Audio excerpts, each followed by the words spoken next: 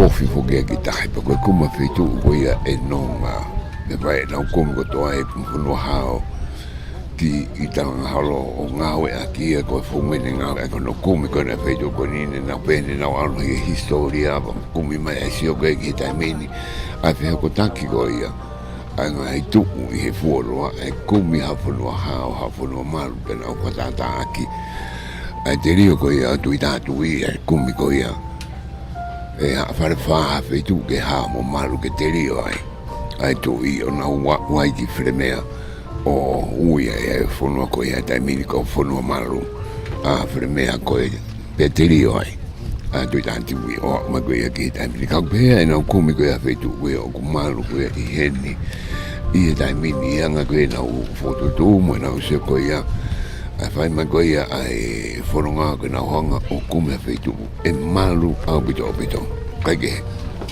Lai a bida ngai whetu koe ne nau se koe kia ki tu uma o ai a whalaria koe ni pena e ngahi i whetu kia ke ne nau wakai kia e ka nau hanga osko i ano wakai ka kata i ngahi i tawa aki kia ke hao me maru mo whakamori me kai tawa pehe koe tofia koe ni o Talangaholo i tu mahina ne nau pehe koe whetu koe ni koe whanua hao i maru a whopa pita o ka mo kere koe tuku heni ki tuku e whalaria koe ia o Tonga o hange to pe ko no kumi ko ia e kumi e sokai pe ka mai lau mo ka fare fa mo e ago mi ka ora o ta fe tu pe te rio e pe hafonu malo hafonu ku hao ke te rio e ko ia a tuita tu pa ko no tu ko ia o si ko ki heni ki fe tu ko ni he ta mini ko fe tu no ku hao ko fe tu ni lo ai te tu ma wa e fare ko ni ka ke mai ma ko ke ano vai ke pe ko ha u hinga e Talangaholo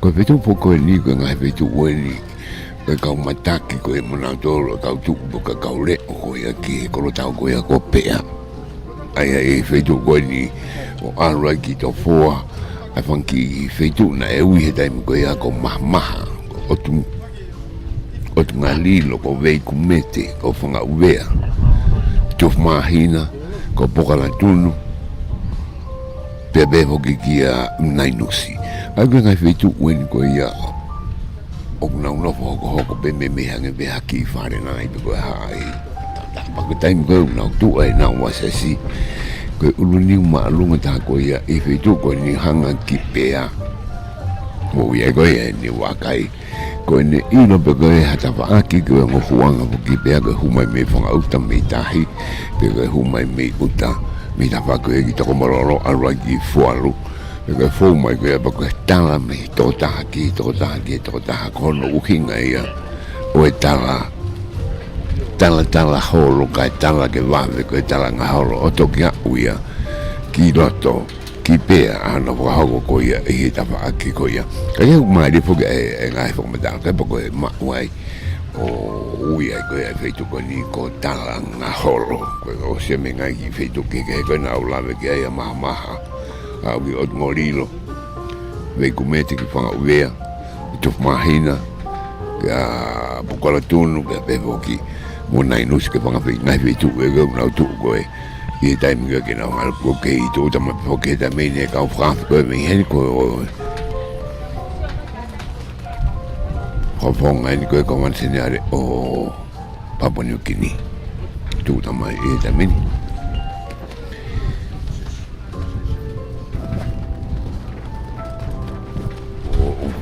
mo a ka e se spune Salote Mafile'o Pilolevu Tuita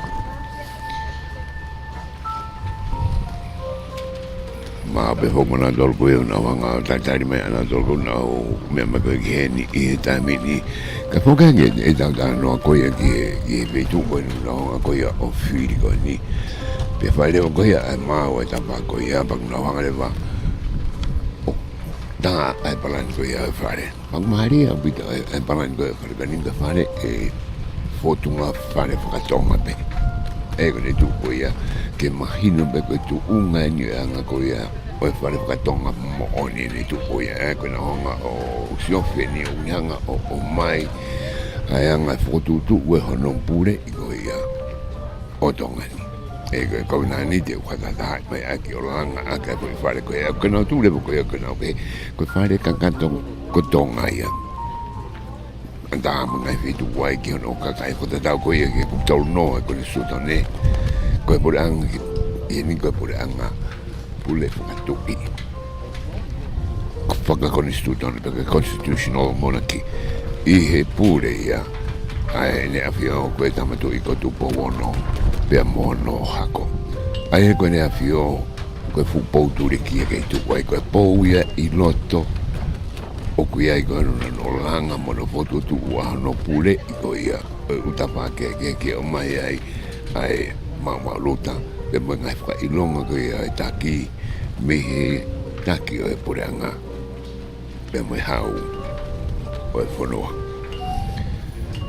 ai koe ua e tolu ko tau soko ki ai koe I whakalere koe Pule'anga peka ko mai poturi ki e tolu ko ia koe tawa koe executive branch pe koe paremia e mo e kabineti o kui le mai he tuko ni langa e whare koe lalango ai koe akaweni ko o maroro o fotu ko he upou I o lunga o fe takle vai ai o foki piki atu kai ngai tawa ke ai kuna honga whakaukau ki ai koe pure ia koe ia ai hawa tonga I ono tu mono pule I mono whakalere koe a Pule'anga pe koe lewa e toka pe koe utupoto koe ia kuneanga koe ia tokanga e tawa koe ki olunga ki ato kuneanga lewa mahino mai kuneanga o ka bui koe toa koe ato koe maruanga ia o nau tolu koe ia I lalo koe whapofonga ia o whalearea uneanga o mai ngai la koe unaonga potu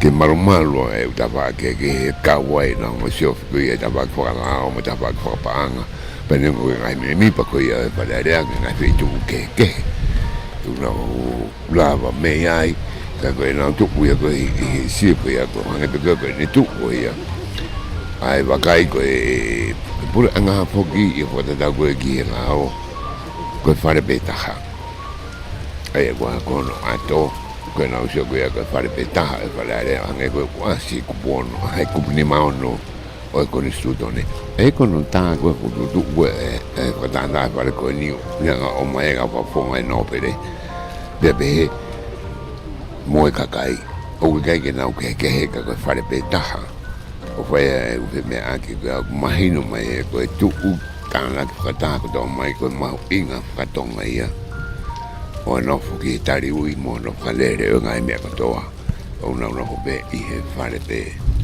e taha pe aura ki nema ki he tō fufu loto Nga koe kaweni loto maari e koe ia kuneanga koe o whakatoka ki tuku mako koe e whare I o lunga e whalala ki hea hea matapa ko toa koe ia o e ato pa tuku I loto koe whapofonga e ni o e whamawanga pe koe judiciary o kui loto o kai ke kau katapa aki au neanga whapapau I ka ngai konga ko toa koe ia o e whare e unau pe popo wangi pe paranisi una honga whatonga whauhinga I mai ngai la koe ia o ko whau koe peki ne hanga puke e tu mao koe mo mau inga o whare ko toa koe whanua pe koe rewa mo e teke pe koe koe Tongahoka I tawa koe ia takatakai koe ia whare koe nau ngau e whai koe no pou e tu mao koe ia ai anto koe ia whare koe ni una whai no siwi I mono whapalanisi ai mea katoa koe ngahi waa ke ia o e Pule'anga he unau ngau e koe ia ki na honga pou mo whamahino ngai tapa ai katoa mo ngata anga o mawhai o sino koe me sino koe ke papapau le o tu mape mo maluta koe ia ai tuku ai whare pe mo whanua pai o lunga le o whakaosko ki o lunga e tau o lunga pe koe kalau nia o whare koe o Pule'anga ia koe kakai ia o Tonga o kutu kotoa koe ia e whare kotoa koe mea una uhoha ata potu koe kia ka atoa kono pure I whakakai o Tonga pia ku while wa e ngai palanga whare koe ni nau lawe kotoa koe ia ki ai o whi a ki ia e kawha pa koe kawha au tahape Koe koha kong kafa, koe kafa beta Ulukalala Koto'a aki. Ai whare, koe kafa au tape. Koe Konisitutone ia. Eke whapofonga e koe lao tau potu taha ia koe ia ai Pule'anga o mai katoa ki ai mea koe ni tuku ia. Koe komina niti ono Pule'i koe whanua. Koe Konisitutone pe koe kafa ia. O kunihanga koe ia o la lama kakata. Pea koe rewa ai au niu i he tapatafa aki koe ia o whare. Pea koe apai. E koe ni tuku ia koe ka hoki waka mui ia koe au niu e au takai koe ia i tafa aki ni tuku ia. Pa koe au niu rewa paka pipiki koe toa kia ngahi ka hoki koe nā tau lawe koe kia i. Paka tā hai katoa mai ia o mahino rewa e mea koe toa koe ia. Koe o toa ia o tau tu kia i. Koe o toa nā momo kia i e Pule'anga Tonga. E ne a whio e Tupou uroaki. Te uneanga whapapau i marewa ai malu ko ia, ai whare hono ko toa, hange te koe tuk ko ia, i he moto koe o toa motonga. Ko kutofia. Ai ko ne tuk lepo ko ia. Koe ngāwe ko ukahako ko ia i he taimini. Me kamata mai. Me hau o tonga. Po babau ia tuk whakatata ko ia. Ai ato e whare rea. Ka tuk rewa whare. Ka whakailonga ia. Ka society o tonga o kulanga ia. I whiwhalala aki. I tā. Mo tā wahe. Ai maru. O tau ilano ai. Ngai whakamtala me ngai whatatolo ke to'o me tohi a paula tu wailala. Tala Tonga. Me wa slampa ke put mai kona e purusi i tahi wahi wanoa ia. Koe tuku e tau upakai koe ki whare mangai taha noa mahari ko ia. O lawe ko ia ki ai wange koe uhinga koe ki whanua malu ano kumi e whanua malu. Ai me ko ia e hiki ko ia. Aju tatu ki e wā bene peki ane alu wharewha ke o kuma whitu ki toka ke te rio ai. Pena wholau lewa o alo ki hapa ki whare mea nau pehe ko e koe whitu wene malu ai. Me hapuke ngai taka no ko ea kana he tutuuni ai ne awhi o ko unga whanua ta whātu pofa ke whaia pato toro ke tuitonga koe hono Hofru mata, Tuita. Bagi ni fai ai, figum ko ia bene, mokoi ko ia ni afio ko ngafonoan tawa hatu pofa, kifa no fata toro ni me are marot fila kepa, ona waru leva o komo ma o ai fonoa ko kirikiri bena wanga ia o tangaki. E mak wake ko ia na obehe ko tae mita ko ia. O whanua lo tōng na fute tā toro, fute tā whā. Me ilaro ai. Ko anga i tā whitu. Una ka koto i tā whā ko ia. Ko he tā whā ki whakatu kai lau ko ia whai toka. Ko anga o i tangata lahi. Au whaua. Yono fua ko ia. Neno tila ke pa. Me fute walu, me se taha no maluma. Koe hui koe ki wae ki laro na fute ia nima ini se wha o whapapau i. Koe tangata lahi au pito ini. Nā tanu ai. Koe taha noa ia. Ko tuita ia. Kage he pe ku ilo ai pe voka ai. Whitu koe ia he tai min ko whanua malu. Ai ko lo whanga ia. Ape mena ukau tak mea koe koe huni o whanau malu ko ilo aki pa koe pehe koe bene tuu koe ia i heni i tai mini i Talangaholo koe whanau malu eni. Ki whare koe ia o Tonga. Ataongi o tau ukau pataha moe walpitu pwene nima efe mahi e hoani me peho ke live stream koe ia BroadCom FM Broadcasting maungai pataha tu moe wa amitia koe ia e whare o Tonga. tonga o atu e Katoanga e ahoni neongo e kaupo Ulukalala ia o e ahoni ki uho pe foke uho tu motoa pe haku te wakaya uku mawhana mea kotoa pe kaunga kotoa ko ia he wharerea kuna u ken kotoa mona dōr foke he ahoni i ngā he tāko e hiki mai me Nuku'alofa ko ia i tō whoa ki he Nuku'alofa he ni i Talangaholo ka koe tutunu hoki a tāo koe whanerea o Tonga kua pāu ke kai ki te whai hawhitu ke he whai pe i Nuku'alofa panga uhinga e hiki mai ko ia ki he National Centre ko ia i tō whoa i roga aha pe ko ia e whemea ki na e pāsa e la ko ia ke he ui a Nuku'alofa ai konga ko e pa ko be ba mo amna ke be mo ni tu ke na hanga ni ke he ka ko e ka dari be fie mo wa ki ta la ko to ki ai ni ko mo don to ki me ma ko ki mo ni ta ko pa ta ko e ta mi me va tu po ni ma ko e do to ko na fi fio ki tu po wono be mo ko ni na spa ko fa so no pa ko e ka o fi ko ris ko tu bo mo ko pa na ha ni he a honi be ki himi uronki ni minima wa himi ai wasile nanga tu yo tabi mo I taniti no me mi pa falare a Tonga ko lo tu bokano ko e kroa forofola sa me wonge au tafitu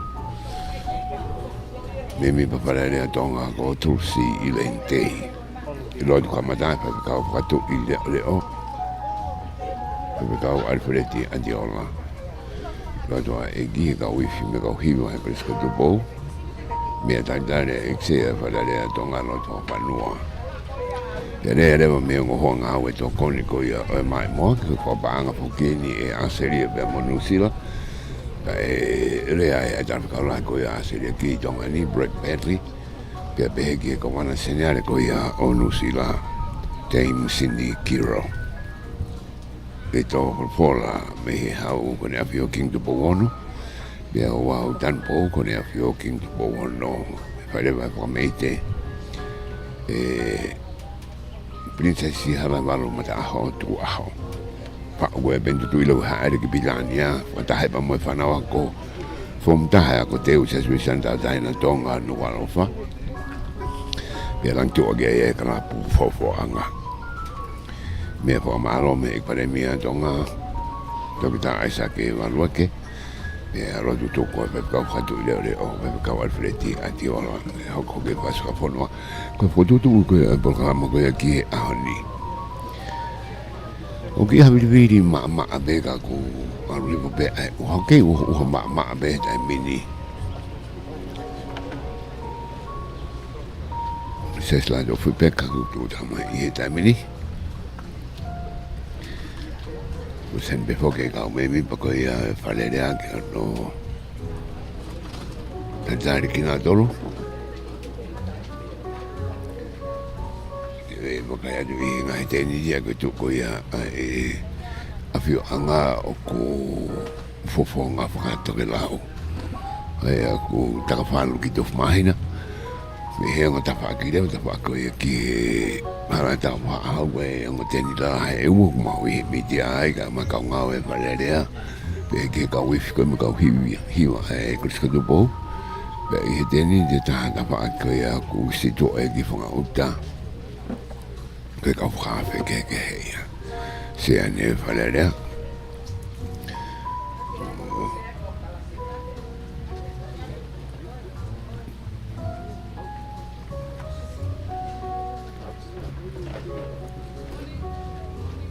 Maru pe ahoni ai pe mo ka polisi na mau be na mau e ni o al tama ki na jo ta pagi ngai me ngau ko e ka ta ko I na foi e langa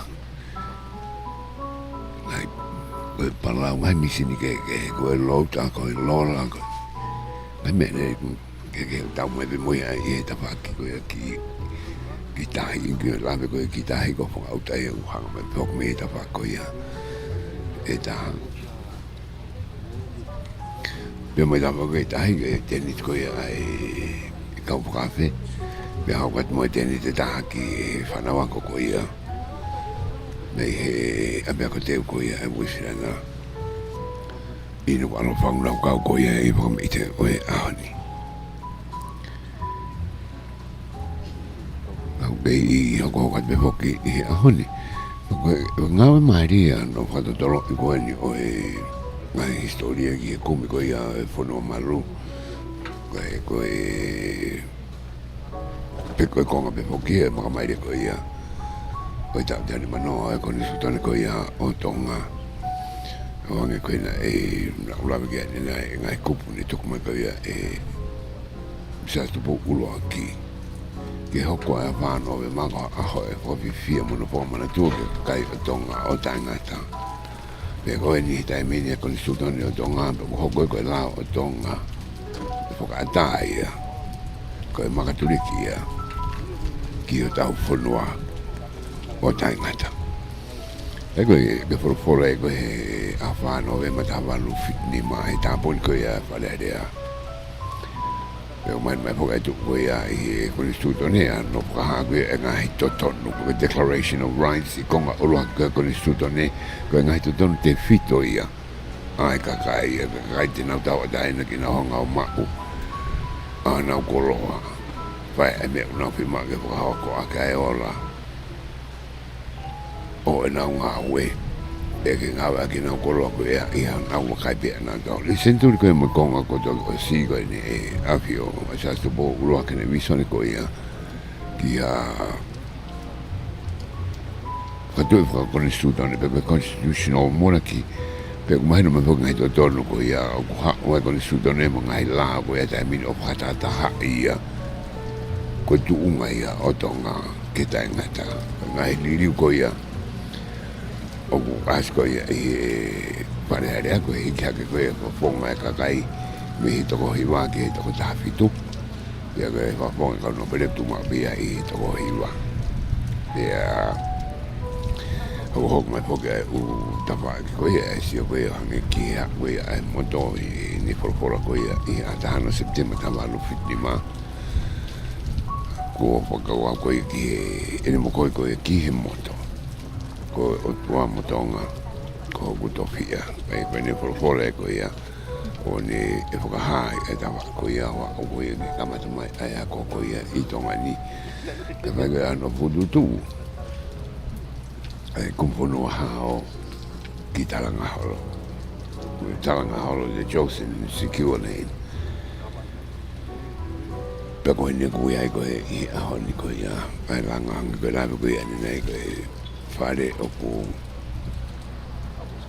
si binga whakatonga pia no ono langa neongo ngahi i nau pōngano pōni ngawe aki kau ki ngawe ake pe ai tuku e whare ki he toka ki e aoniu ki he kauta ko e pou ko e lalang o to fu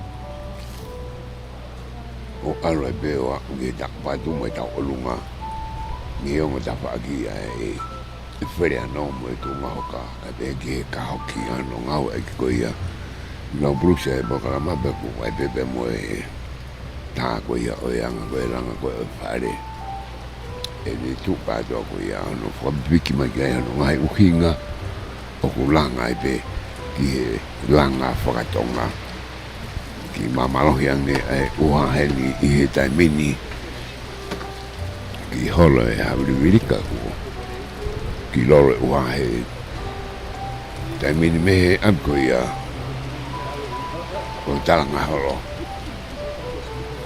mehi tuf mahina ke upatawang bautau ke i whiawe mok modol ko toa te taitarwe whiawe modol ko e me murina ngai whedo ke he Angelika pe poki Hawaii, Australia, New Zealand Japani Siaina ngai pono ke ko ia i Asia pe poki ki Europe pia mokna dol ko e tau kainga i Britania i he ua koe ni ko e Tupou o e Pilolevu o ko ia o Tonga ko e po al ko ni te la hange ai uha i taimin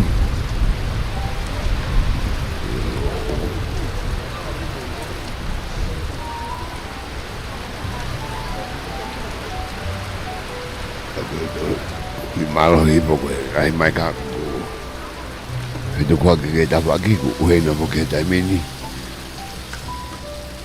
mo i ta ta me fiat pe ke ta fe a mo toro ko re ko falon ke pare mai ko ia mo fe a he ta mini amana ke tuta mai ki api ko ia ko Talangaholo i ahoni Oro tonga mea mai ke marpitu uponi ma kau kata hato ai bea mo live stream e BroadCom e broadcasting ma whenga waki mo wa amitia ko ia e whanarea o tonga me i Talangaholo e pitu e ni mna ke Tupou ia ngai minit me heni a whanarea ko ia ke foto mo mea mai beki he me whanarea ko ia Katoanga me kaburisika haere Porque para o que aí também que não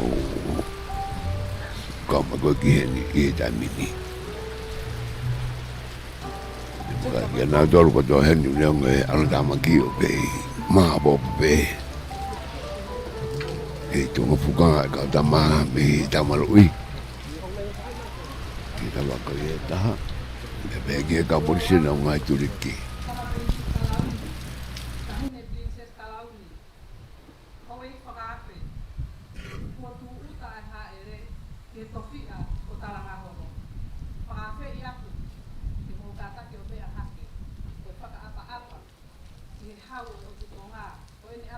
King Tupou wono, moi kuini o taloni, kuini Nanasipau'u.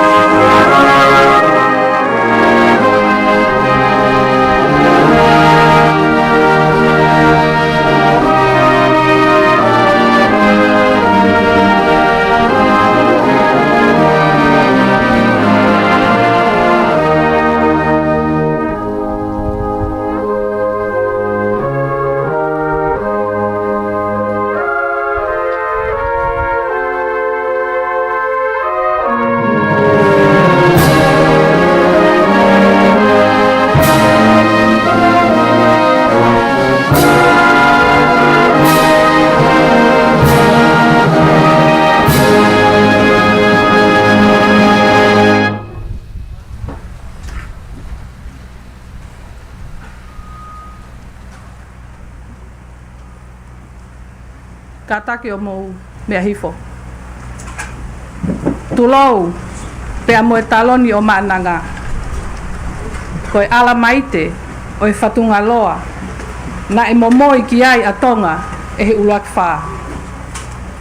Tuku'aho ai e mafi o ngahi Pule'anga ki he otua mo Tonga ko hok tofia. Tapu ki he amelari o hifo fua. Mo e takafalu o e Konisitutone. Tapu ki he mahina o ku kei Katoanga. Ko e kanitesi haifine o e otu Tonga.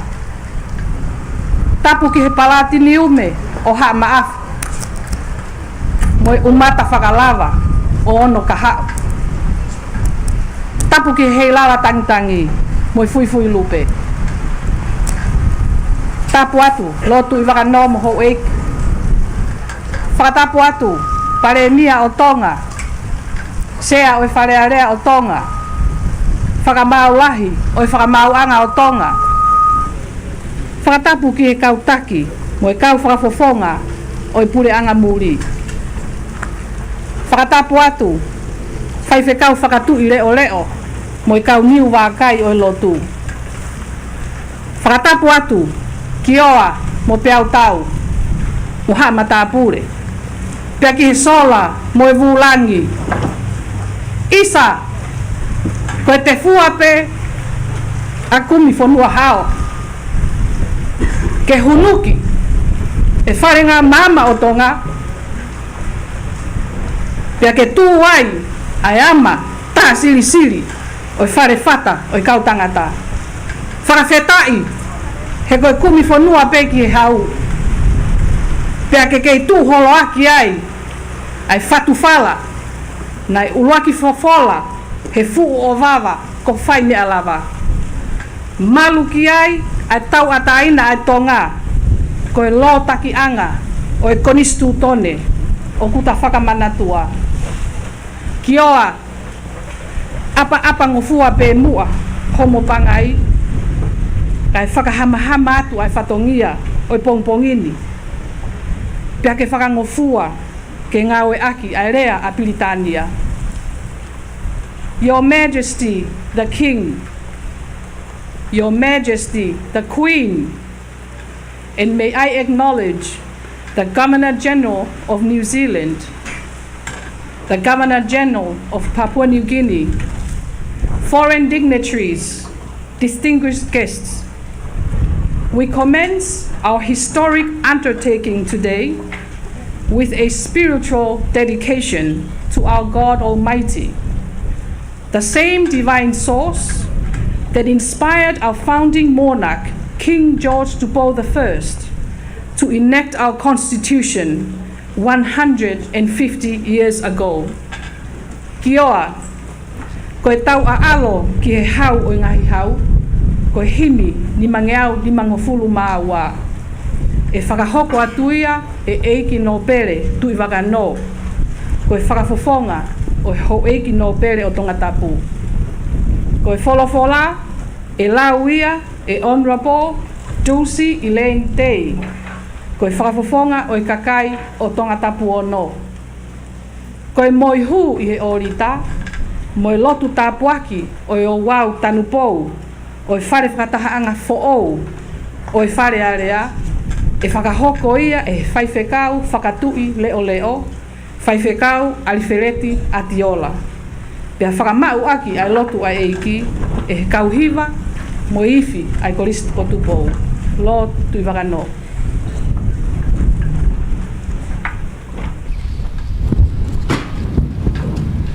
Ke mo mea haki ke tau hiva. Himi ni mangeau ni maua. Tui o taimi mo i tāniti.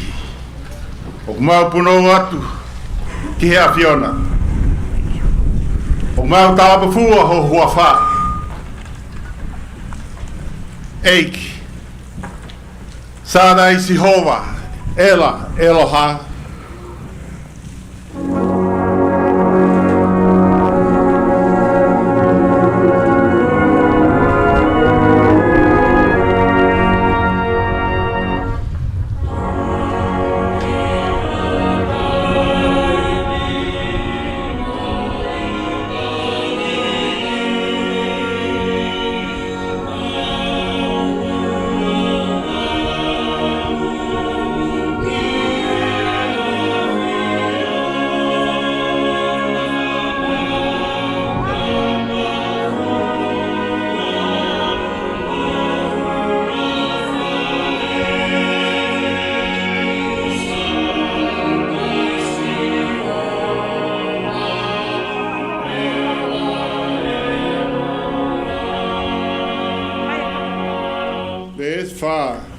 Mahalo ho ofa ka ki mau tau Tonga. he senturi ko alu atu. Tau ataina ai o mau koloa. O mi ai poto. Mo e tohi tapu.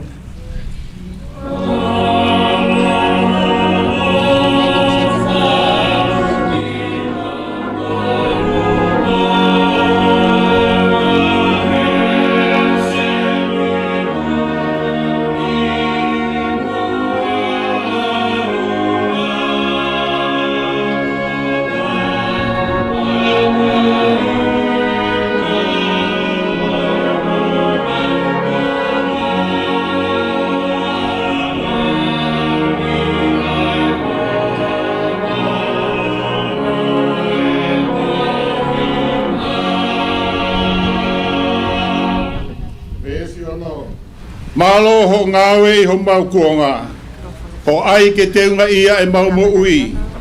Whai foki eiki, ai ke huru noa, ai senturi ua tauni.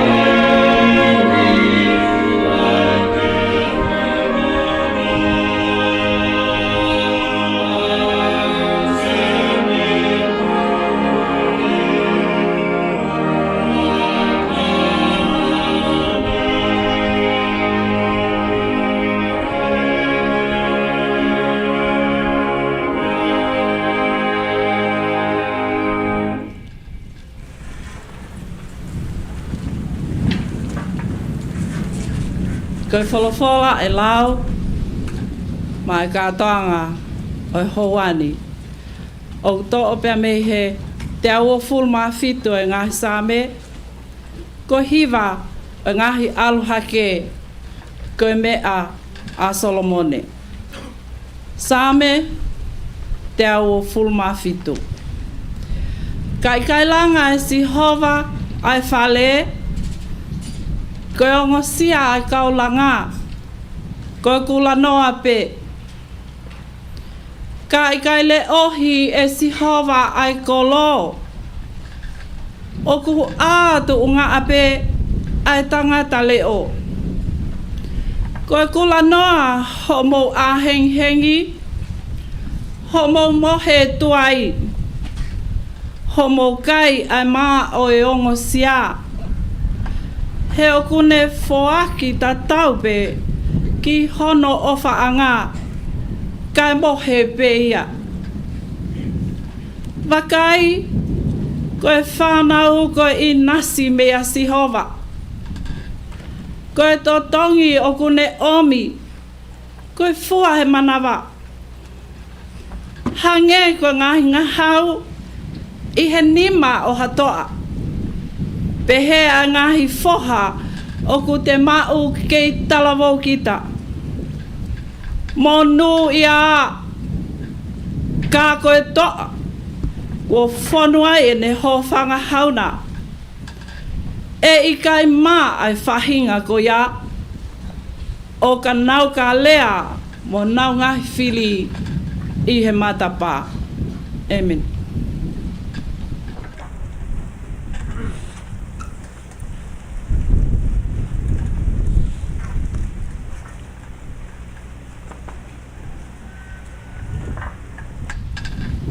Kai langa e sihova e whare. Kai ongo sia e kaulanga. Koe kula noa pe. Kio mo whatongia o whamatala i lelei pe. E sea e whare alea i he porokalama. Ai kongo konga o e whare. Whare tonga, whotunga ki ai. Ai whare o tau amanaki ki ai.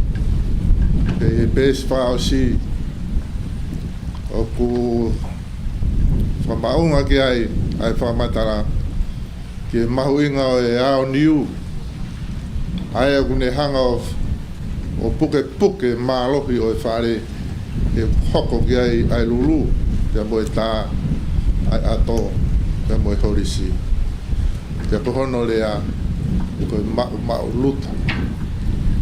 Ma'u luta. Pe fatongia ia o ia diu. Ko tua be ia niu ne puke. Ya fe ma'u taki le rei ki ai lulu mo ta tau fare. Ya malo mo fe kai era fare. Ya tau pehelewa. O ma'u luta o tau fare. Fare alea Tonga mo no Konisitutone. Ma'u luta ai tau ki fonua. Ya ko Katoanga ni tau. E tiau ni mga fulu. O tau Katoanga fia ai. Ke tau lotu. E tua mafi. Ko tufunga poto i kolope. Ko ia niu o universi. Fatu e puna ke ko hai e whakafuafua e lahi ho mafi.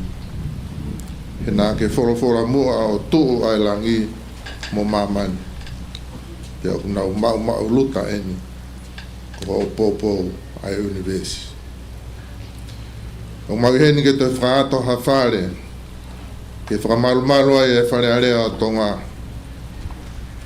Ko nge es whare o ke tongi pe o whakatetau. Ki he whare unga o taimi. Ko whetai. O kui ai pe whakatalu o kumalu ai mau Konisitutone.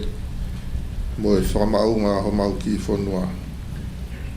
Ko e makatuunga e whailonga e ahoni. Ko ia pena e toka ai. He ko wholofola. O kakato pe ai e Konisitutone. Mo e la o Tonga. Whawhitai koe pongpongi ni ia. O haelea he nā awhiwhio. Ke tanu pou pia ke toi whakailonga ia e tuanga le rei ko eni. Tuanga ku maalunga. Malu ke langa aiha whare area ku maalohi ange mo masani. Koe mo oni. E tu mo unga. Pia e whakaholo si o anga hei whonua. Fuape.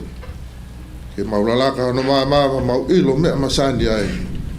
Ia ongo mai e tangata. Kite ai whonua ko laki. Tāpua ki mai e sea whare area Tonga. Pare mia mai kāpineti mo ka whakafufonga ko toa pe hou e ki mo e kakai. Ke iau niu ki nau tolu aki ai whia au ngā mo e mate aki whonua. Pia ke teunga i ai ho mau ki Pule'anga. I he wā e waka o e koe ni ta mo e kahau.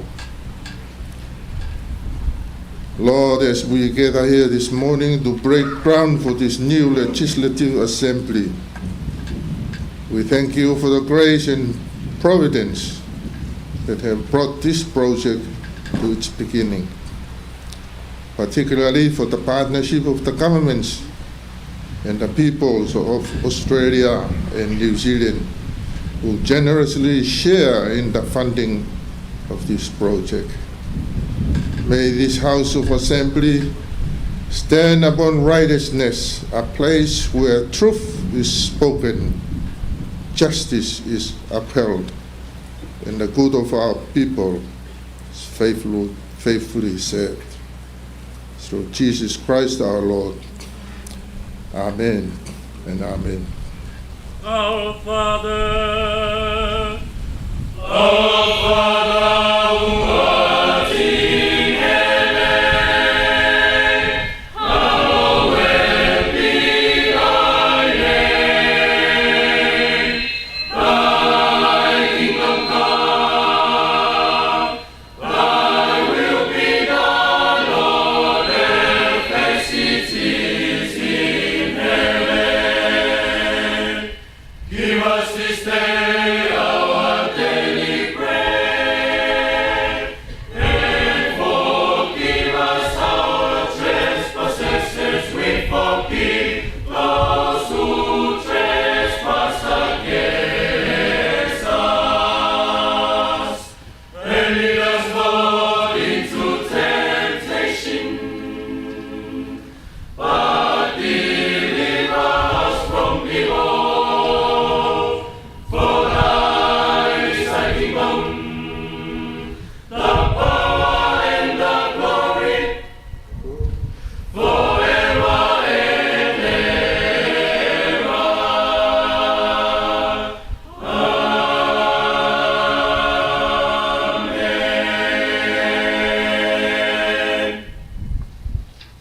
Whamalo ki he Fakatu'i. Fakatu'i leo. I hono o meia I kelesi o pongpongini. O ko whakawhei ai eiksea o whalealea I hokosia ai makamaile o senturi e taha mo I konga ai Konisitutone eik no pere whakawhanua. Kene whakahoko ai mea I hono taritari whakalangilangi o aho.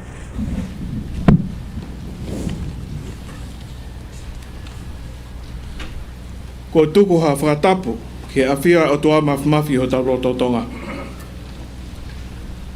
Tap ke ne awhio Tamatui o Tonga Tupou o kui Nanasipau'u. Tap ke pini Sesquicentennial Tupouto'a Ulukalala o pini Sesquicentennial Sinaitakala. Tap pa moe taine pini Sesquicentennial Salote Pilolevu Mafile'o kai lo Tuita. Tap ke preamble toke tā honorable ai Halaevalu eke mo hoik ni sta kabineti. Tap ke e kovana seniare ai Pule'anga Usila kai ai Pule'anga Papua New Guinea. Tap mo hoik no pere ane afio pe ke hoik me mipa wharearea Tonga. Tap mo kau whafonga ngai whanua muri. Tap mo halot hoiki a mo kainga. Tulo watu o afio. No whakaola atu o e wau tanu pou o e ahoni. O mau haka I he lang ko tau. I he lang mamao o e langa whanua ai afiona. Ma ho kakai o whanua. Tau lotua ke hoko ai kere tupuan. Ai ia ko awhei tau lalo ai Fiona ke whakatoka ai ngā wen. Ko hawha mooni ke fis mua a ho pure. O matua ki honga ia mooni ai whare area Tonga I mokoi ho whinangalo ke mau kau he lau. Mo pauaki ki he langa whalakalaka I he towhia Fakatu'i ai api ko Talangaholo. Ai au Tupou e aho whakoloa koin. Aho ni, au 4 November, wawhiwa ni ma, o monu ia mo lau kawai ai tong hono kotoa. O tau whamanatu, ai tau e deo ni mango noa, ai Konisitutone a King Sias Tupou. Tau me he tāwalu fit ni ma. Koe pule a Tupou, tau me uluak wha, na e tawhi me ia e ngahi koloa fufu ai Tonga. Ai au ka ha I he konga uluaki o e Konisitutone. O hange koe tau taina I lotu, me ngahi tapuaki, o tawhi me ia me ha au tua au moon. Koe koloa hono wha tau taina ai ka popula. Ke pule pe ai Tonga hono kotoa ki ho nau sino taimi ma ngā wai o laki e nau lima taktaha. Koe koloa hono whakatau tainai ai lea mo e whakaukau e Tonga. O malu I ai pea Tonga o tau taina e ngai whanua hau a mamani. Neongo o kei lahe ngai whanua muri o te ki ai ke nā wa usia ngai koloa o tau e Tonga. Koe tau e ne teo ni manoa e tau tā I mua he malae whakamaman lahi ai tau taina. O au ki he Pule'anga whakatahataha o mamani na taki mua no whaki he Konisitutone a Tonga ai ngahi to tonu mo tau taina ai Tonga a ke tau e fitungo fulu mātou. E hoa whio nai fōfua I kuonga o e whatu lao mo e whare area e ngahi tau o e senturi hongo fulu mahiwa. I hono whanau o e whamatala o e historia o e whatu e lau I Tonga. Hange ko ia o wawhio I he Fiona na e tā ai ulu awhi e he lau o wawau. Ai na ilo ko wawau code. Ai na whaka ola e Tupou uluaki I pauono I he aho wanoa o November o e Halaevalu tolu hiva. Ka mau inga foki ke whatoa ngai. Koe lau koe ia, nai ngawe aki pe I wawau, pia moha apai. Koe hui koe ia, o hange po koe ia nau osfa ho haa atu, I he kōhiri. Pia tuke tōtou whakamanatu, E ho awhio. Koe whakamoon tai toi veive ua ia historia. Koe kau whatu e civilise a Tonga. Koe kau helo me wawau mo haapai. Pea toki pule la o toenga o Tonga ke civilise o helo haapai. O whakataha ia e whanua I he pule o King Sias Tupou I he tāwalu whanima. I he konga koe ni te eki I loa hawharea rea.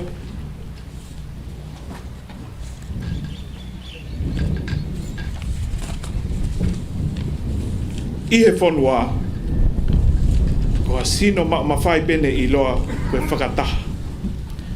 Pe whakataha area. I ngai tau o e tahawalu I manoa. Koe tui pe, ai nea whiau koe King Tupou pea moi hou eiki. I he tahawalu ono wā, na e whakangata e he lau e tau taina, ai nofo popula, moi mo ui hai sia. Ai kakai, ke tauhi eiki, pea moi pure, ai toko ni ihi. I hono whotoe mawhai pure koe wharearea I he tahawalu fitinima, I he Konisitutone, nei kau ki ai kau no pele e toko uo fulu, kau whawhonga I kakai e toko uo fulu. Se a wharearea mo kau minister ne whiri e he tui, nei whakatahe whareni, I he lolo tonga e mawhai o whanua I Nuku'alofa, I ha whare papa.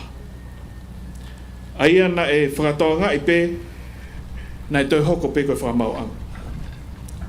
Kai aho ni, ko whaua he wharearea, ai ta au e taimi, o kāwai ai whakarerei whapolitikare o wawhi homofuru. Wa usi ai tuunga, ai whaunga e wharearea I he lolo tongani. Ko hono mo ni, na e osi ope atu pea ngahi whatongia e wharearea, o I kai haofi ia I he whare papa ne kamata mai aki. Pea koa pe ai langa whanua fo ogo e ni, mo I visone, o I whakatemokalati ange, ai tau mua ngā ue I he hiri, ai whanonga mai I he tau eni e te au ni manoa. O kumahulu atu ai ngafa whakawharearea, he ahoni me he whakawae ne po waki mai, aki me he tau tahawalu whitnima. O kulaka ai taimi, pau kau ai teknolosia, I hono teke ai ngā ue ke toi lerei ange, I no tauhi o le kōti, mo tuku atu, ke ata ki he kakai, ai ngā ue ho nau kau whawhonga, o whakafou I he interneti, mo no ngahi a ke ngā whakateknolosia. O ne whakawhehoko taki ai wharearea, mo ngai whahenga whiri, ngai whahenga whanua, pia mo kakai whanua. Ko iai mo wha ngā ue whaloto whare, o lava beke whatu ai ngahi lao whakanganga, mo toko ni, ai kau whawhonga I hono wakawakai ai ngahi lao whanganga ai Pule'anga. O ki ai mo ngahi komitu mau ai wharearea, unau CV ai ngā ue Pule'anga, mo ngai sino ngā ue kehe, ko whakatu I he lao. Ko whakamalmal mai whoki he wharearea, mo ngai sino ngā ue Pule'lelei Konisitutone, o kāwai ai ātita seniare, pia moi ompat meni. Koe konga si I pe ia, o koata atu ai a kenga ngai whatongia wharearea, pia mo whakaau. Whakaau ke toi mototua mo lerei ange ai whaunga ngā ue. E whawhio, tulo watu, kai tuke whakau pe I whahohani, ai ngahi au sia mahu inga, ne whau mai ai a halwhanonga wharearea, o au taki ai aho whakoloa koe ni. Lolo tonga e whatu, e whakaukau ke ne kamata, I he tau, wawhe tahawalu, ke toi langa pe ai wharearea, I Halavuna. Ne whokwha ai liriu Pule'anga, I waftahiwa, Ho matunga hi pekia a paremia o aho Samuela Akiris Pohiva. Nei hoko at lewa hono to fohe e fo tutuuni e Pule'anga ne taki e paremia Pohiva tuone toa. Kana ahia e fonua e frotua o ko vita hiva ai kolope pe tapuni ai ka wa fonua o Tonga i maasi o wafi wano.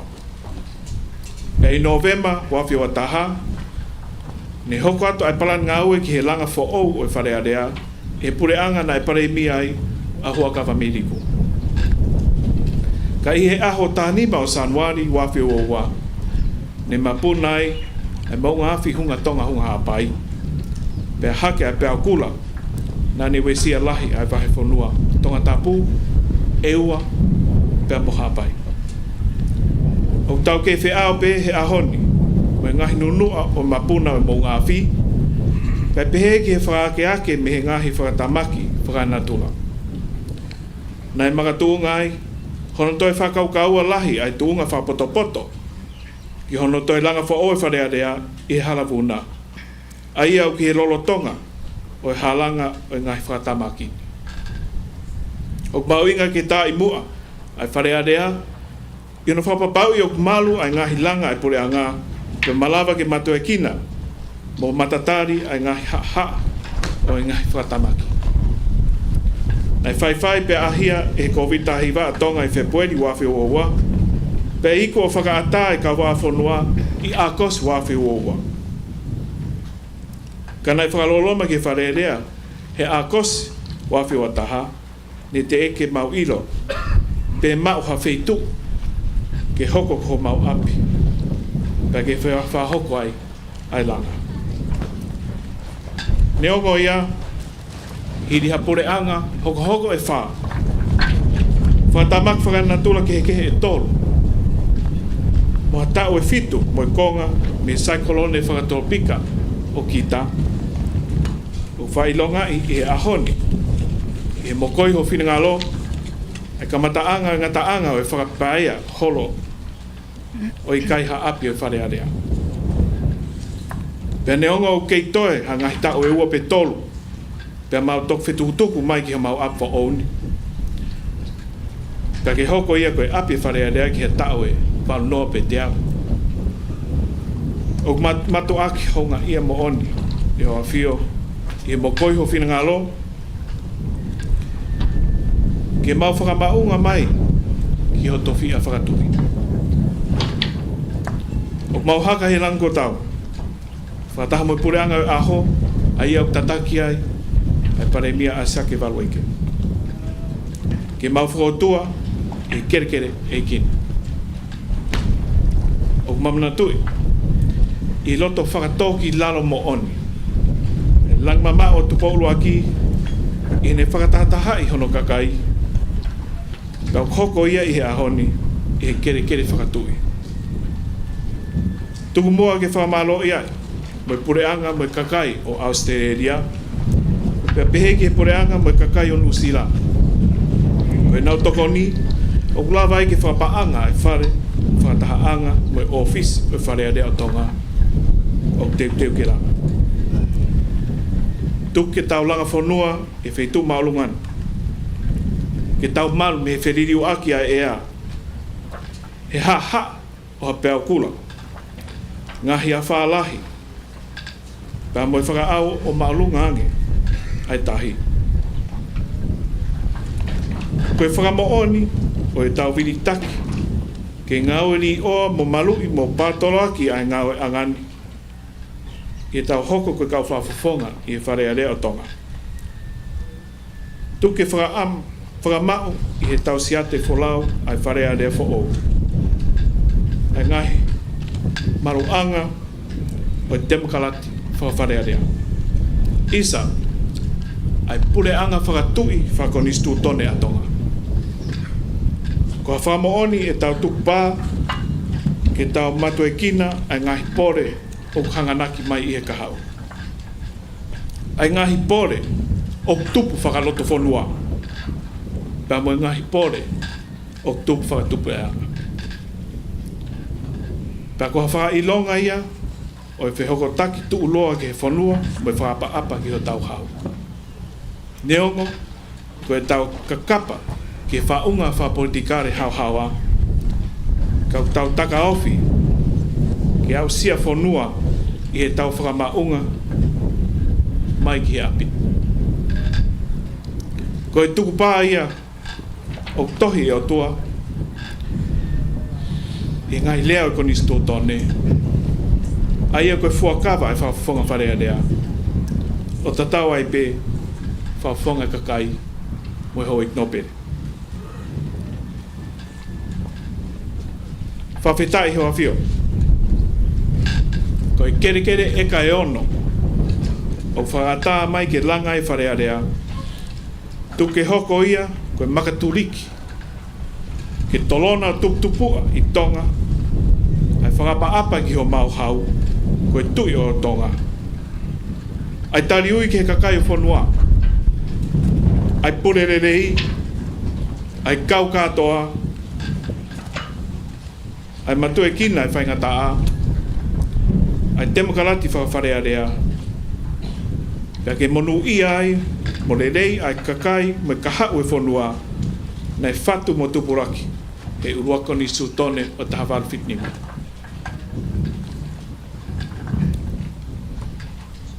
Lewe malanga kau tatau atu, toa watu.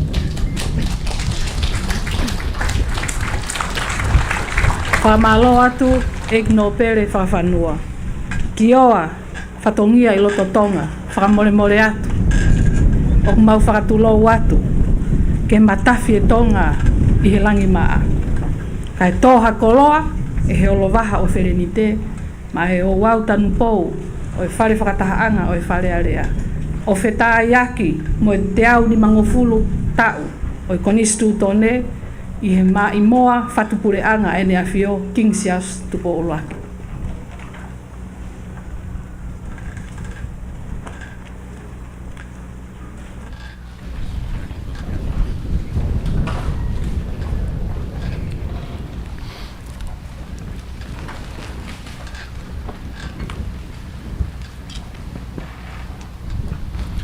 Tapu mo e o tua, e tuku ki ai a Tonga he urakawha.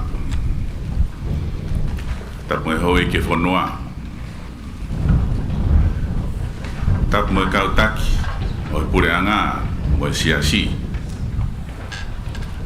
Tapu mo e kau matapure, mo e kau whakaafe hono kotoa.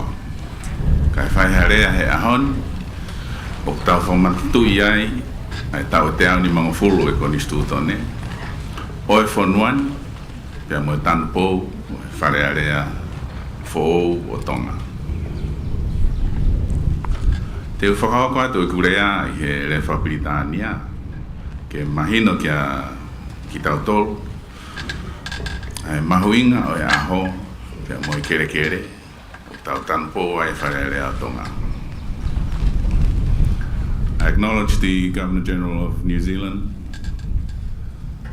Governor General of New Zealand, Papua New Guinea, distinguished guests from overseas, especially from brotherly whono and parliamentary institutions of New South Wales, Fiji, and American Samoa, members of the Diplomatic Corps, ladies and gentlemen. Welcome to the site of the new Parliament building of Tonga, which for legal reasons has to be declared part of Nuku'alofa Township. However, behind me, within rifle shot from this spot, is the site of a fort forming the last resistance of the rebels against Tupouto'a I and the reunification of Tonga. This reunification allowed the laws promulgated in the Vava'u Code to apply nationally to all of Tonga and to set the stage for the 1875 Constitution, which we commemorate its 150th year today. This Constitution has historical links to many previous codes and legislation from our neighbors, from Hawaii, Tahiti, but also from New South Wales. It was from this trip to Sydney in 1863 that the speaker referred to, that Tupou I saw landless indigenous people that influenced him to seek protection from this ever happening to Tongans in their own country. He sought protection from Tongans being landless in their own land. That protection, he believed, came partly from the Constitution and laws, plus the smooth functioning of a responsible parliament that is responsive to the needs of the Tongan people. At that time of colonization, this was the balancing act required to keep this kingdom free and functional. But perhaps today, our economic freedom is becoming more important in this increasingly globalized world. I am thankful to our development partners, Australia and New Zealand, for sponsoring this new parliament building, but also to Japan, which has let us so kindly rehouse the Tongan parliament temporarily, since the cyclone completely destroyed the old parliament building.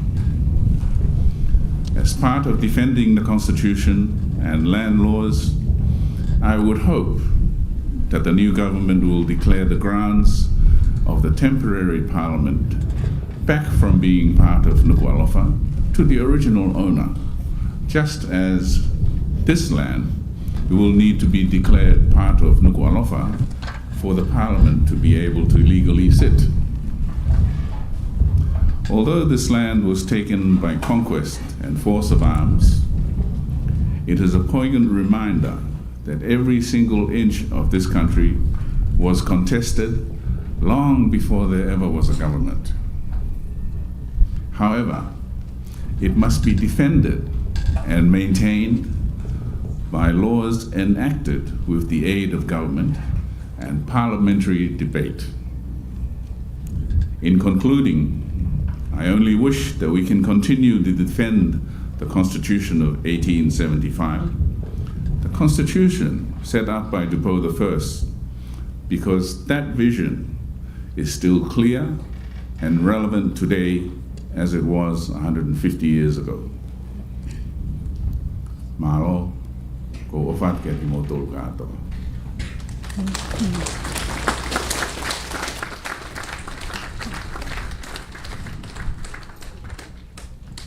Fakatu'i maukoloa me loto tatau. Pea tangane, he koe kamatoa o ngahi mafi. Pea ko mau whatongia, ke whamonu ai koloan. Ke oua na tāmaki, tangata'i, Fakatu'i maukoloa. Your Majesties, the foundation of diplomatic relations between Tonga and Australia and between Tonga and New Zealand, respectively, is yet to reach its centenary. But both our Pacific neighboring states have nevertheless been on board during the Sesquicentennial journey of the Constitution of Tonga, with dexterity consolidated by the close and cooperative relations encompassed in the new Legislative Assembly premises project. May I avail myself of this opportunity to invite the Governor-General of New Zealand, the Right Honourable Dame Cindy Kirov, to share with us the New Zealand government's perspective upon this august occasion. Thank you.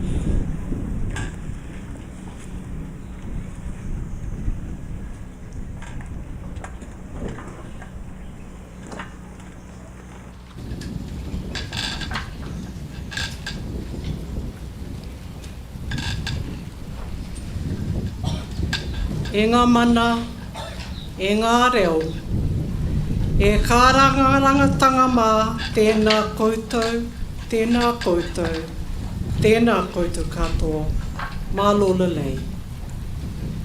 I wish to begin by acknowledging their Majesties, King Tupou VI and Queen Nanasipau'u.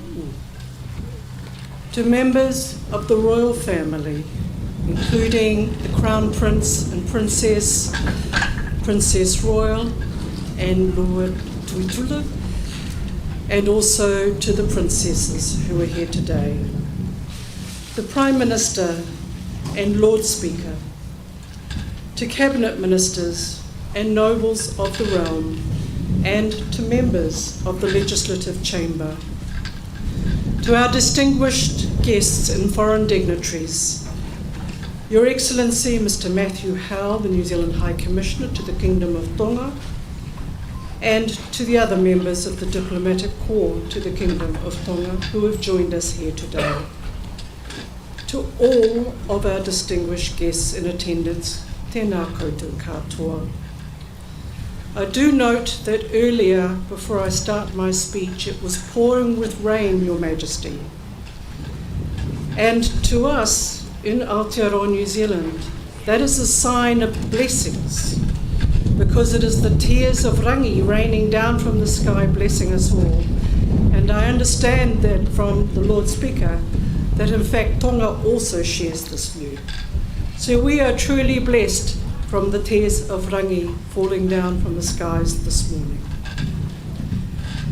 As Governor-General of New Zealand, I am honoured to be in the Kingdom of Tonga for this historic occasion, marking the 150th anniversary of the Constitution, and this morning for the groundbreaking of the new Whalealea o Tonga.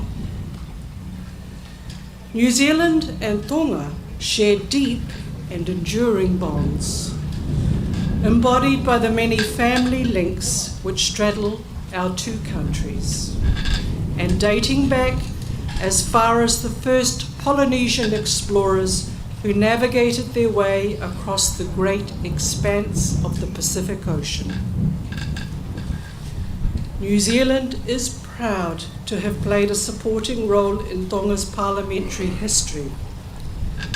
I know that your original parliament building was gifted by New Zealand in 1892 and was made from New Zealand timber and stood for over a century as a symbol of our friendship and shared values. We are proud to join with the governments of Tonga and Australia to officially break ground on this new Whalealea. I know that this work was delayed by the Hunga Tonga Hunga Ha'apai volcanic eruption and tsunami in 2022. However, I am pleased to note that this new building will be resilient to both climate change and natural disasters, while also incorporating design elements to celebrate Tonga's rich history and identity. At the end of the construction, this beautiful building will be owned by Tonga and stand for all Tongan people. It is heartening to imagine that this site will soon be a place where the voices of the people are heard, where decisions are made in service of the nation, and where the enduring values of Tongan culture and governance are upheld. I hope it may inspire generations to come and always reflect the hopes and aspirations of the Tongan people. I wish to conclude by once again congratulating King Tupou VI and the government and the people of Tonga on the 150th anniversary of the Constitution, and on the occasion of this significant groundbreaking ceremony. On behalf of all New Zealanders, including the nearly 100,000 who share Tongan descent, I wish you all the very best for your future.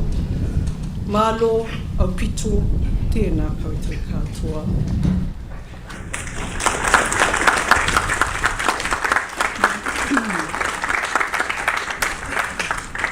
Thank you, the Right Honourable Dame Cindy Kiro. Your presence this morning is no wonder, given that the first head of government to visit the Kingdom of Tonga was the Right Honourable Richard Seton, the Prime Minister of New Zealand in May 1900. More importantly, during that visit, he also attended the opening of Parliament by His Majesty King Tupou II. It is our pleasure to invite the High Commissioner of Australia to Tonga, His Excellency, Mr. Brett Betley, to share with us the Government of Australia's perspective upon this momentous project.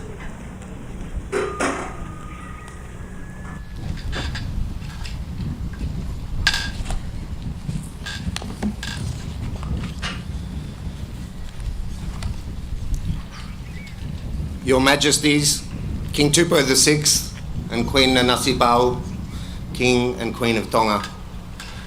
Your Royal Highness, Crown Prince Tupouto'a, Ulukalala, Crown Princess, Princess Royal and the Princesses, and all the members of the Royal Family.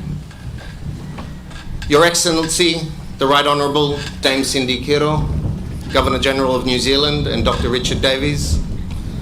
Your Excellency, Sir Bob Dade, Grand Chief and Governor-General of Papua New Guinea. Honourable leaders from the Pacific family, including from Fiji and American Samoa. Honourable Speaker of the Tongan Legislative Assembly, Lord Whakawhanua, and all nobles of the realm. Honourable Prime Minister, Dr. Asake Eke, Minister of His Majesty's Cabinet, and honourable members of the Legislative Assembly. To our guests from New South Wales, Honourable Greg Piper and Honourable Benjamin Franklin, Speaker and President of the New South Wales Parliament. The Governors of Hapai and Vavau.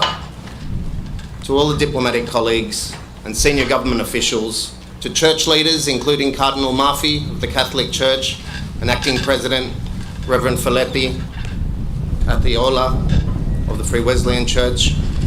And also our representatives from our building contractor, Westland. Ladies and gentlemen, Maloalo Malie, a very good morning to you all. What an extraordinary and fitting 4 days we have shared in celebration of the 150th anniversary of Tonga's Constitution, a constitution that has the admiration of our region. From uplifting church services and stirring choral performances, including the beautiful Lord's Prayer this morning, to spirited rugby and netball matches, congratulations to the Talas last night, vibrant community parades, the launch of Tonga's national security policy and the commissioning of national building infrastructure, these moments have been memorable and deeply moving. I extend my heartfelt thanks to His Majesty and the Government of Tonga for inviting Australia and all of us into your communities and into your hearts to reflect and celebrate with you as kaumiofi, as close friends. As we stand here on the 4th of November, honouring Tonga's groundbreaking constitution, it is fitting that we now break ground on the new Whalealaya o Tonga. In doing so, we mark the beginning of an exciting new chapter in Tonga's democratic journey and its proud sovereign history.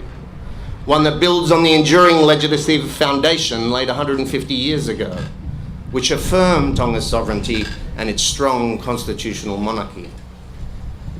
It also marks a chapter of healing as we finalise the rebuild after Cyclone Gita, which destroyed the former Whalealaya, a gift from New Zealand that stood proudly for 126 years. Australia is honoured to support, hand in hand with our Pacific partners of New Zealand, a new parliament and Tonga's future. And we express our gratitude to His Majesty for the generous allocation of land here in Talangaholo. Because Parliament is at the heart of a nation's democracy, it is where the voices of all people are represented, from the smallest villages, in the smallest islands, all the way to His Majesty the King. It is a place where Tonga's tough decisions are made and where its future pathway is forged. On the opening of Australia's new Parliament building in 1988, our former Prime Minister Bob Hawke said this building will become, for our nation, both the forum for our differences and the instrument of our unity. Our parliaments must be inherently buildings of whakaapapa, mutual respect, and lototo, humility, as well as visione, fisi-fisi-mua. Our support continues a long tradition of exchanging ideas and governance models. We are very proud that Tonga's constitution was inspired in part by the colony of New South Wales, including our own shortcomings. We are thrilled to have both the President and Speaker of the New South Wales Parliament here today to honour that history. Other states and territories in Australia also hold a special bond with Tonga. Our South Australian Parliament has enjoyed an active twinning program with the Tongan Legislative Assembly for nearly 2 decades. This new initiative adds just another layer to our enduring partnerships, anchored in shared values, including Whewe Tokai Iaki.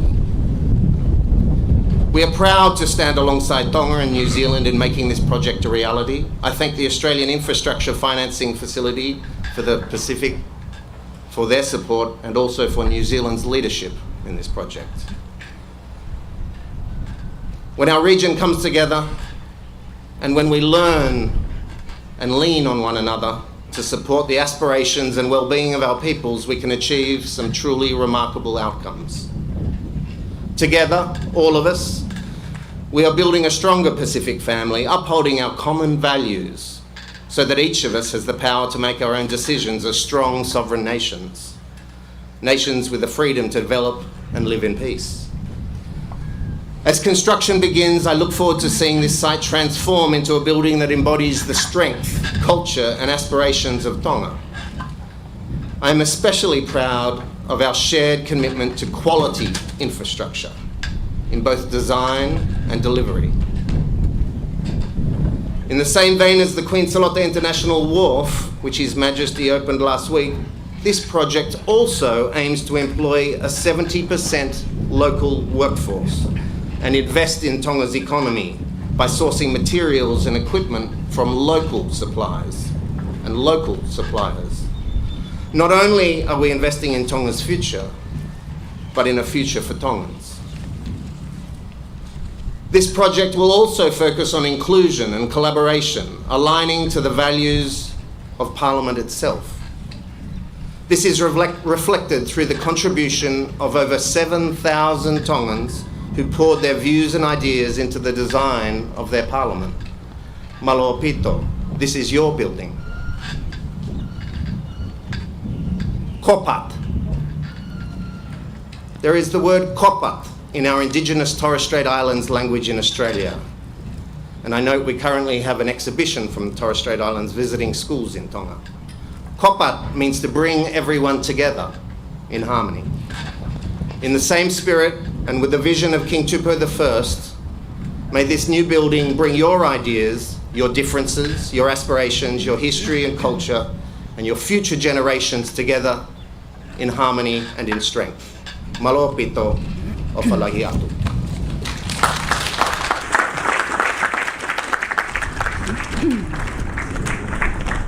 Thank you, Your Excellency. In fact, you have rekindled the memory of King George Tupou I's momentous visit to Sydney in 1853. It was a transformative experience that directly shaped the future of Tonga, particularly our land tenure system and our constitution, which we celebrate today.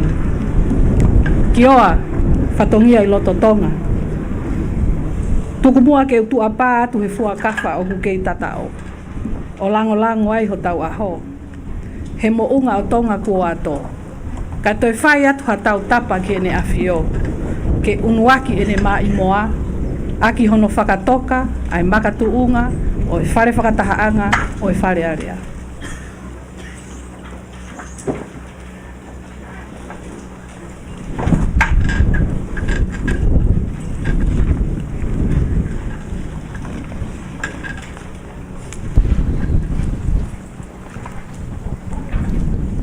Pego pau ki Tamatui King Tupou ono ki ono o tan poco ia e o pa ve ama pese para lea lo tova no ki Tamatui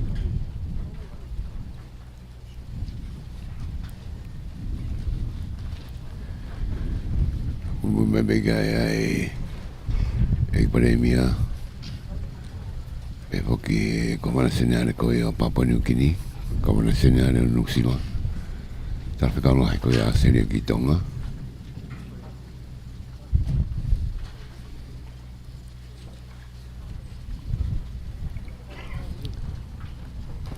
e coi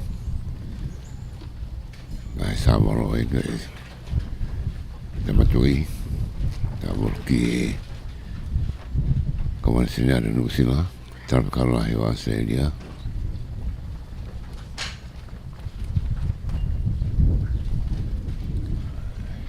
come segnare Papua New Guinea buon premio a Tonga e con autonomia quello vai hanno Tupou e da mini taha Savolo o Pule'anga Claro, quello Takiwa. Poi, vamos a non tan poco a parlare a Tonga, non tutto io. E a quello Talangaholo. Ito maina. Dove ti fio pochi anni a fio, con gli occhi. Pochi quando che ogni gloria pure o quel che pure a fare la Tonga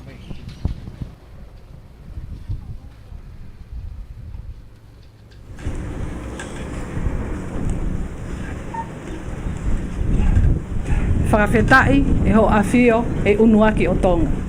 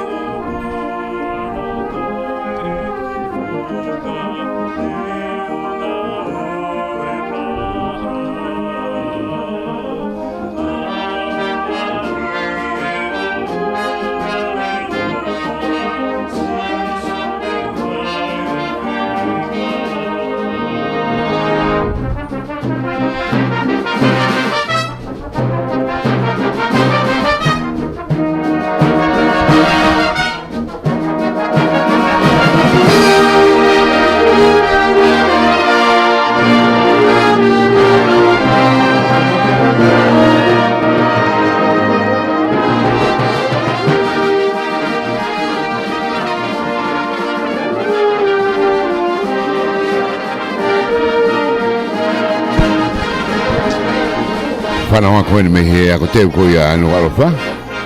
Tako fulu nai. Whanau e filme whanau tangata. Nau si teo ngako pe hoki peke nau. Teo kakara si slow si pe hoki kahawa ka mai tek ki. Ia peke o e fofoanga. O kulangi tua koe. Bobo ke mai mo foki a ai.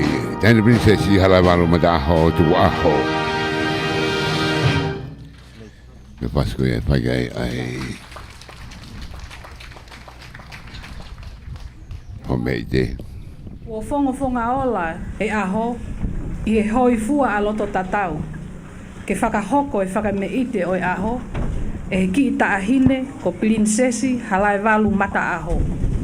Mo e Tupou ai whanau ako fo mtaha ai ako teu ai siasi wesiliana tau ataina o Tonga.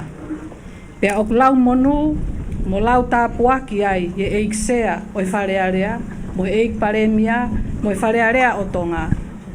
Ko e langi tau olunga, ko e whatu ai la a kua unga whonua, kuin Salote Tupouto'a, ko e haere ki Britania.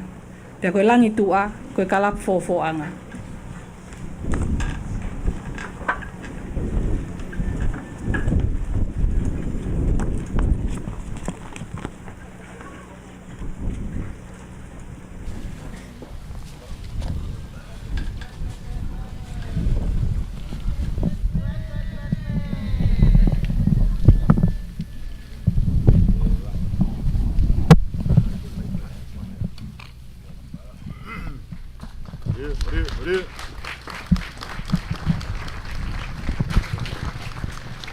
Tēne princesi ko pe ama behe sea ko e wharearea. Roto whanua. Vai whakameite. Haere ki Britania. Tā ia e lantua e fofoanga.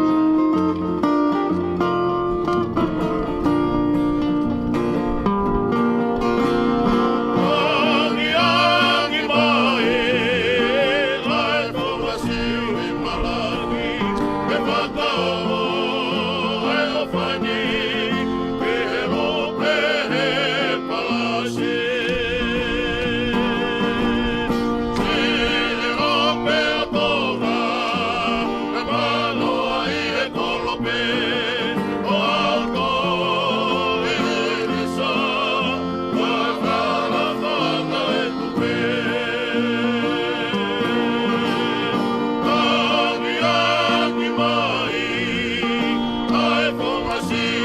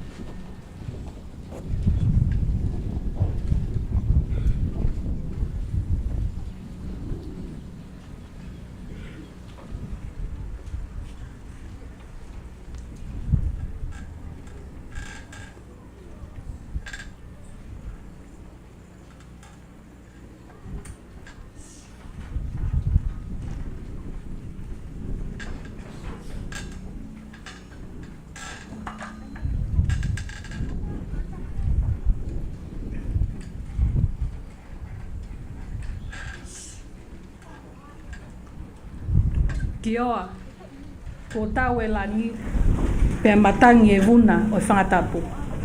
He whangameite ai ki lupe oko o e futoa ko hangai toke lau. Whawhetai.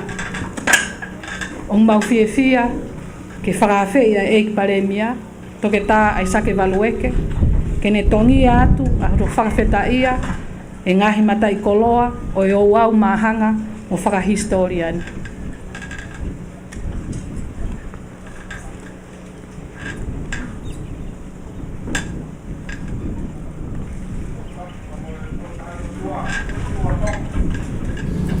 Tamu na fio King Tupou ono ko hawo tu Tonga. Tamu ko ini Nanasipau'u. Ko ko ke u famal malu atu kioa.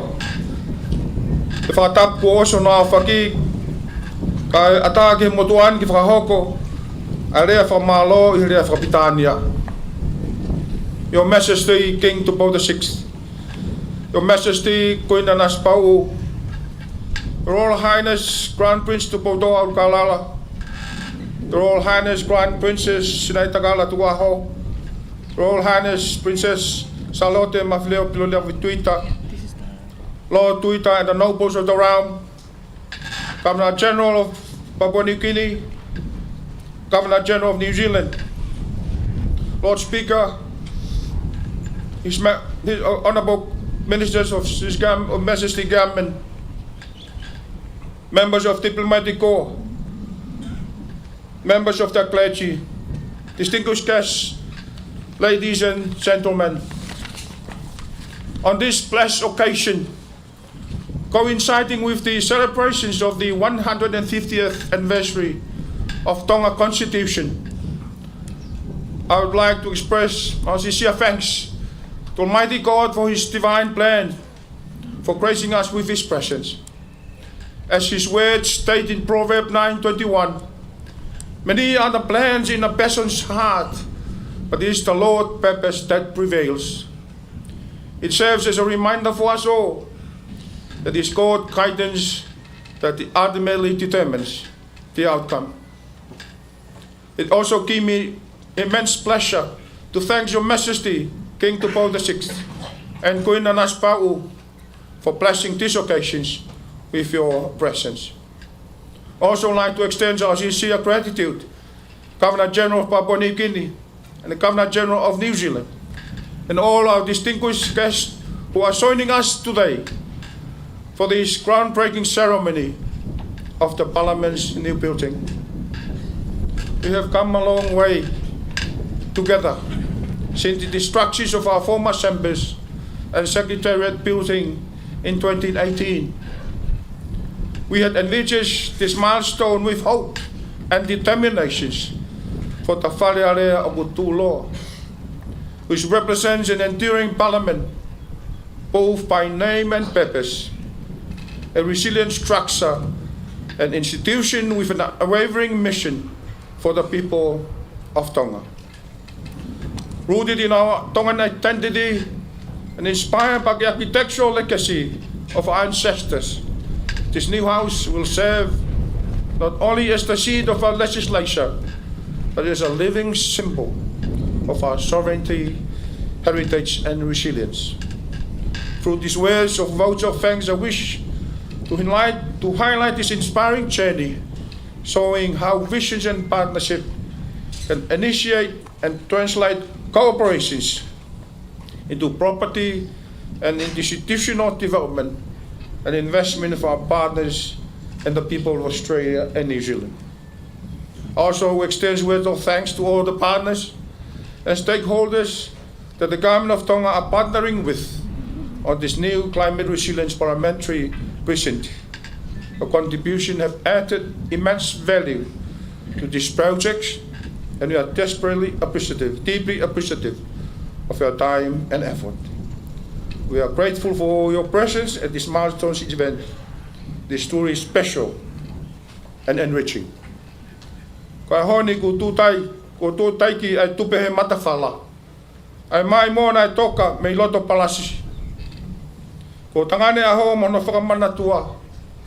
Tai hau ni mga fulutau o Konisitutone mo taua taina. Fungani aki a hano kawe inga. Ko ku whea aonga i he matea ki whanua. Ko e teunga ho tau Pule'anga i ho aho hoi wā i waka. Whawhita i o toa mo e ne alofa.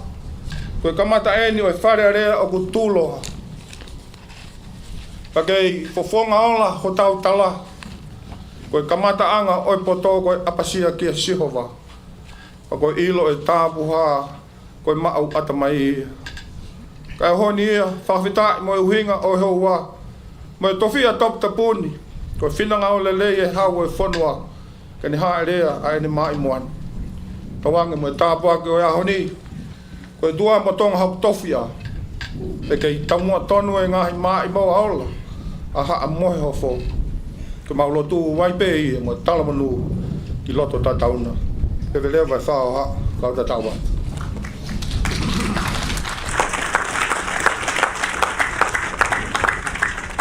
Whamaloa atu e pare mia. Ki oa, whatongia i loto Tonga. Whakatauanga e pē, ngai me ite a loto tatau ki he tūku'aho o e aho mono sia te wholau. Ka maurepa pē me tua tatau o tari whatongia o tari whekau. I whainga maari e koe ni, ko whakawhei ai whai whekau Fakatu'i leo ke ne hapai hake ai loto tuku o e Katoanga.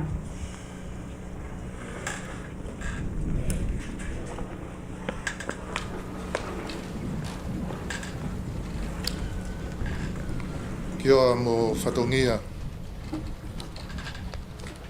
Koe whawhai koe o wau tanu pou i he siasi. Whangau ak pērea koe papi e pou. Ange koe mea e ko ana senyari me nusila. Ko tohi whai vai me o lunga. Lava e tau tanu pou. Lava i pē mo e tau papi pou. Papi whakataha i pē mo ki oa mo whatongia mo ki motoru. E aku tau tui turowa tsea. E o maa kau whafofonga. Papi ai pe mo ki tau toru. Ke uteu ki tau wharefu o. Koe whamaa vovo e tau whawhitai mo whamaro. Kore ki he whanau tesko Tupou. Tuku mai e vesi e whangea uono o furu e whawhai mi. Tau kau ke whamaro i e tamai pe mo e aro mo e laumari e. Kau e kai o langina. Kau mo mamani Filipe.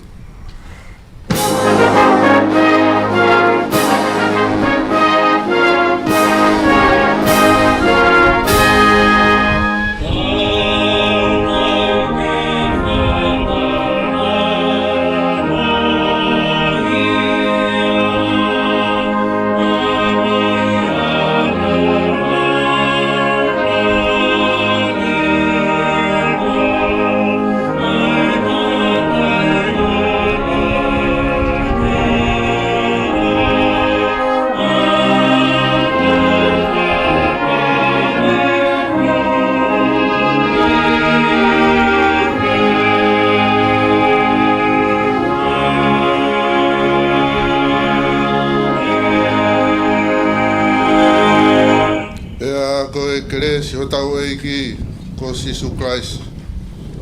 Ia mo e ofala hea e o tua ko e tau tamai. Ia mo e whio heo e lau maari e maoni oni. Ke ia te tau toro kotoa pe e ahoni. Ia whai mao ai pe o tai ngata. Pea tai ngata. Amen.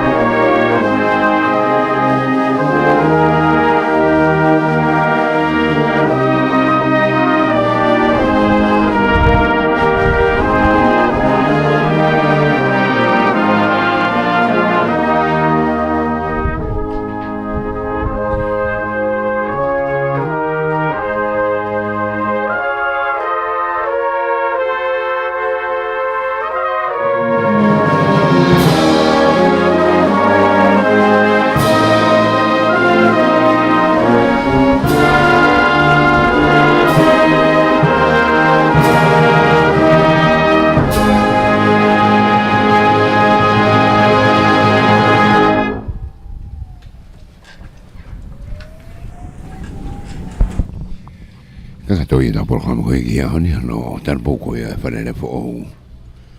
Ia koe ko Talangaholo I tu mahina. Wa ko ia ne afio. Tama tu I Tupou no pepe foki.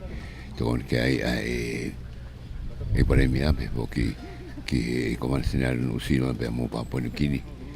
Pe mo tan kalo ko ia seria ke na ka to kon me foka no sino mo seria ko ki no langa ko o pare e ko ia e ka da ko ia. Ko e West Lane ai te ko langa ko ia ko e fare fai ki programa ka wai ai mai mo ko ia a princesa Halaevalu mo da Tuku'aho e mo e panawa ko me fom ta ha ya ko te Sesquicentennial na Tonga pela tu ki ai fo anga ke ni kama to ganehu ai la ran ko vi o a honka ko ta mi ko Ulukalala ai la a ni lo tongo e lele ai Katoanga no ko ia ia honi ko ang te ko e jamra ko kimu e BroadCom nge ko fola e tamatui e ui ai ape ni ko konga o Nuku'alofa e tai mi ko ia e hufi e palele ko ia ko te tau ki tun ko ai la hangen be ko e palele ko ia he tai mi ni o tu ko ia hanga ke ki forma ki vaiola kapatang tau kau kanto amo mo dol ko ia tongan ve mo dol mulina e Katoanga mau inga ko ia Katoanga mahanga puta ko ia mo deu ni mo puta ko ia o Konisitutone ko ia Tonga ya kau mau patongi ko ia me he war fitu ko ni makama ai BroadCom broadcasting ko ia pita Napua ko ka de pore ona saloni e sabe fita o aribate kisina cosa sobaka momea